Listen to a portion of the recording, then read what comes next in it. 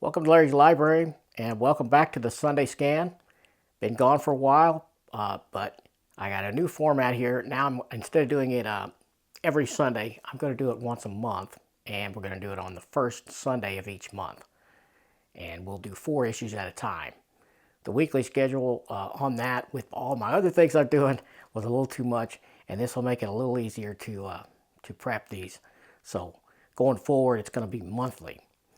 So I'm going to show you 4 single issue comics that I read last month, which was November, and this is going to go up on the first Sunday of December.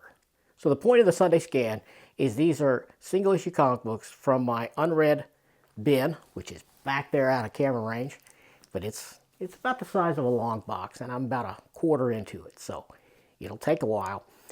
And like I said, each month we're going to do the 4 issues that I read the previous month. I'll just profile those, show you the covers, show you a little bit of the art, talk a little bit about that, and I hope you like it. In this first edition here, we're going to do the first 4 issues of Jack Kirby's Machine Man. So Machine Man is one of those series that Jack Kirby created on his second go-round with Marvel. Of course, Jack Kirby co-created all of the foundation of the Marvel Universe, from the Avengers to the Fantastic Four and almost everything in between. The only one he wasn't heavily involved with was Spider-Man, and he kind of was there too, as he did the cover to Amazing Fantasy 15, and he did at least help create the costume, depending on what version of the story you hear. So he left Marvel for a time, and when he came back, it was the late 70s, and he created such characters and titles as Devil Dinosaur, the Eternals, Machine Man, and that's the one we're looking at today. And I had a lot of these back in my original collection when I was a kid, but I never managed to get all of them. And now I have all of them, or at least I have all of the Jack Kirby issues, which are the important ones. And I read the first 4 issues last month, and we're going to talk about them now. So issue 1, this came out in 1978, and of course it's written, drawn, and even edited by Jack Kirby. So this was in the era of the writer-editor, where Marvel let a whole bunch of their creators do the writing and the editing. Now, it's kind of controversial because some people don't think that that was a wise move. And I'm kind of thinking it wasn't either. After I've read a lot of the stuff from this era, I think it's probably better to not be your own editor. I really do. I mean, I'm kind of forced to here because I don't have a staff. But I'm not a comic book creator. So there you go. But at any rate, he did edit it himself, and then there was an associate editor. I think it might have been Archie Goodwin. I don't have that in front of me, so I can't let you know. But I know Archie Goodwin did a lot of that during this period. So as I said, this is written, drawn, and edited by the phenomenal Jack Kirby.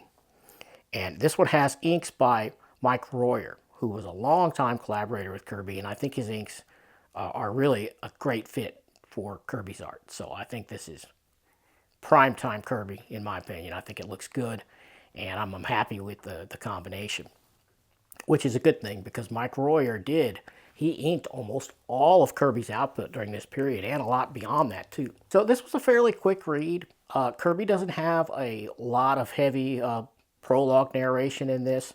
It's mostly just the art and the dialogue. It has the Machine Man character is Aaron Stack, who is a very human-like, at least emotionally, but outwardly he's a robot. He's a full-on robot. His faceplate he has isn't animated a whole lot. At least it doesn't appear to look like it's supposed to be, because he'll take it off sometimes. It's just a very static mask. But the character has some hokey gadgets. His hand can extend. He has springs that'll come out of his boots sometimes, and a lot of that stuff doesn't really hold up for me reading it as an adult. And when I read it as a kid, I thought it was cool as hell. But some of that now I just kind of wince at. It almost reminds me of some of the goofiness of Inspector Gadget. Of course, this was long before Inspector Gadget, but it's still pretty fun. And here's the opening page. Pretty cool. And my favorite page to display the art on from this one is from page 2 here. Take a look at that. Great stuff. So in this issue, you know, we was mainly introduced to the character, and we find out that he was part of a government experiment. He is codenamed X-51, and they've decided to destroy him, and they're out to find him, and he is on the run. Here's the cover from issue 2, and in this one, it has the exact same credits from the first one. It's continuing on with all Jack Kirby and Mike Royer. This one has a cool plot with this psychiatrist that he sort of befriends, Machine Man befriends as he's on the run. One of the patients at this shrink's hospital, clinic, whatever you want to call it, clinic, yeah, that's it. He is having these episodes where he is in communication with a creature, with a being from another galaxy. And it's a pretty cool plot on that one. He's picking up distress signals from this ship that's about to careen into a sun, I believe that's what it said. And of course, they just think the guy's crazy, but we soon learn from the plots here that it's real. He's actually receiving these transmissions from another galaxy. And yeah, it's a pretty cool plot. Here's art from page 30. Check this out. As we head into issue 3, here's that cover, and here's the opening page. Pretty great stuff.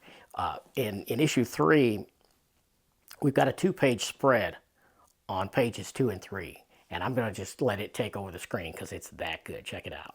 So in this one, Machine Man builds this dimensional gateway to save the distressed pilot that the psych patient was receiving the signals from in issue 2, and it is a pretty fascinating plot line, I thought. Had a lot of fun with this one. I think I enjoyed issue 3 more than issue 1 and 2 for sure. So here's issue 4's cover. And that was the last one I read last month, The Machine Man. And in this one, we finally get into seeing the arrival and the confrontation with the robot who, that's what the distress signal was from. The pilot from issue 3 is actually a robot from another galaxy, and his name is 10-4. Kind of a goofy name, but all right. And it ends up that he was in trouble. The distress signal was real. But this guy is a complete menace. He's part of a race of these robots called the Autocrons, I believe. Yeah. And they just enslave regular humanity wherever they go. So he keeps threatening to send his fleet to here. And, well, I got ahead of myself a little bit. It turns out, yeah, Machine Man had to build this transdimensional gateway to save the guy. But then when the guy gets here, you know, he's like, okay, I'm going to call my fleet now and take over the Earth. You know, no problem. So Machine Man ends up battling him. And in issue 3, the last one, I didn't mention that, 10-4 managed to implant this cylinder on Machine Man's head. And this cylinder causes him to lose control of his limbs and to have vertigo all the time. So he can't even control his own arms and legs. And it's pretty wild.